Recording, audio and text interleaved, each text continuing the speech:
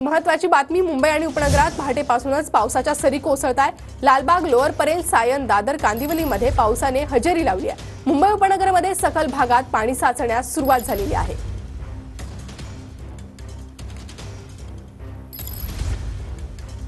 तर सायनवरून अधिक अपडेट आपल्याला देत आहेत आपले प्रतिनिधी कृष्णा, काय अपडेट पावसासंदर्भात?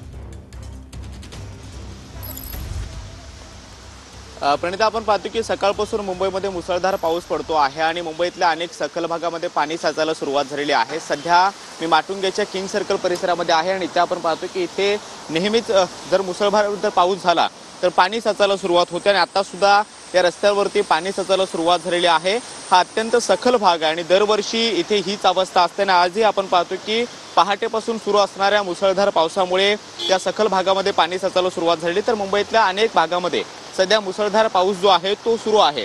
पुढच्या 24 तासामध्ये अशाच पद्धतीने मुसळधार पाऊस मुंबईमध्ये पडू शकतो। त्याचबरोबर मुंबईच्या आसपासच्या परिसरामध्ये सुद्धा मुसळधार पावसाचा इशारा हवामान खात्याने दिलेला आहे आणि त्यामुळे जर दिवसभरामध्ये अशाच पद्धतीने मुसळधार पाऊस पडत राहिला तर मुंबईतल्या अनेक सखल भागामध्ये पाणी साचू शकतं आणि त्यानंतर वाहतुकीवरती सुद्धा त्याचा परिणाम जो आहे तो होताना पाहायला मिळू शकतो।